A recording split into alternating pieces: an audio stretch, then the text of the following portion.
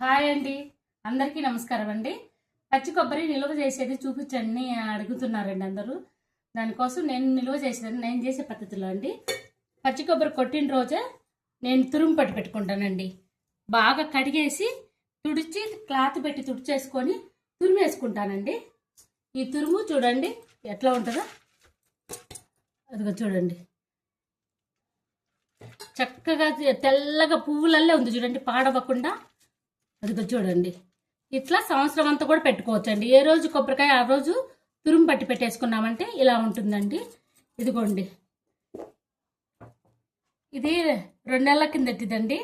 ఇది మన ఇంకా ఈ నెలలో నేను కొబ్బరికాయలు కొడతా ఉన్నాను కదండి. ఇట్లా అన్ని బాక్సులలో వేసి తుడుము పట్టి బాక్సులలో వేసి పెట్టుకుంటానండి. మెయిన్ ఏంటంటే కడిగి మనం తుడిచి తుడుము పడితే పాడవకుండా ఉంటుందండి. సంవత్సరం అంతా పాడవదండి, ఉంచుకోవచ్చు.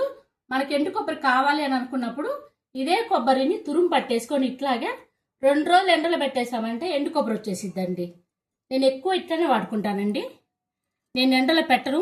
చూడండి ఎండు కొబ్బరి లాగే ఉంది పొడి పొడిగా. మనం డీప్లో పెట్టాలండి. అన్నీ స్టోర్ చేసుకోవాలంటే డీప్లో పెట్టేసుకున్నామంటే బాగా ఐస్ కట్టేసి నీట్గా తెల్లగా బాగుంటుందండి, పాడవదు. అన్ని కూరలలో వాడుకోవచ్చండి. ఇది కొబ్బరికారం వేసుకోవచ్చు, పప్పుల పొడి వేసుకోవచ్చు, మసాలా కూరలలో వేసుకోవచ్చు. అట్లా చేసి పెట్టుకుంటానండి నేను. ఇలా ఉంటుంది నిల్వ.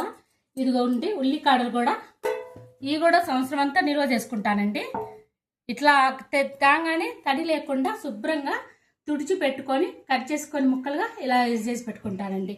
ఎప్పుడు కావాలంటే అప్పుడు వాడుకోవచ్చు అండి. చూడండి తెల్లగా ఎలా ఉందో, ఎక్కడే కానీ పాడవకుండా ఇలా చేసి పెడతానండి. చింత చిగురు కూడా చూడండి సంవత్సరం అంతా నాకు నిల్వ ఉంటుందండి. ఇలా చేసి పెట్టుకుంటానండి. డీప్లో పెట్టేసుకున్నామంటే నీట్గా ఉంటుందండి. మనం డీప్లో అన్ని శుభ్రం చేసుకొని పెట్టుకోవాలండి. మనకి సంవత్సరం అంతా కొబ్బరి ఉంటుందండి. బయట తెచ్చిన కొబ్బరి ముక్కు వాసన వస్తుందండి. అందుకని చెప్పి నాకు నచ్చటం లేదు. నేనైతే ఎప్పుడు ఇలాగే చేసుకొని పెట్టుకుంటానండి. ఇలాగే వాడుకుంటా. ఎండలో కూడా పెట్టనండి. ఎండలో పెట్టామంటే నూనె వాసన వస్తుందండి. ఆ నూనె వాసన వస్తే మా ఇంట్లో మా వారు ఎమ్మడే ఏంది కొబ్బరి నూనె వాసన వస్తుందని అంటారండి. అందుకని ఇలా అయితే నాకు బాగా ఉపయోగపడుతుంది. మీకు కూడా ఉపయోగపడుతుందేమో చెప్తున్నానండి. అడిగారు కూడా అండి నన్ను, పచ్చి కొబ్బరి ఎలా స్టోర్ చేసుకోవాలో చూపించమని అడిగారు. అందుకని చూపిస్తున్నానండి. ఈరోజు పెళ్ళికి వెళ్ళేసి వచ్చామండి. ఎండ బాగా ఉంది. రాత్రి కూడా అద్దంకిలో పెళ్ళి ఉంది. వచ్చి రాగానే ఒక్కసేపు అట్లా పడుకున్నామండి. వేసేసుకుని పడుకొని ఇంకా ఇప్పుడు వీడియో చేద్దాంలే అని చెప్పేసి అడుగుతున్నారు కదా, చూపిద్దాంలే అని చెప్పేసి చేస్తున్నానండి. ఈరోజు అయితే ఇంతేనండి. నచ్చితే లైక్ చేయండి.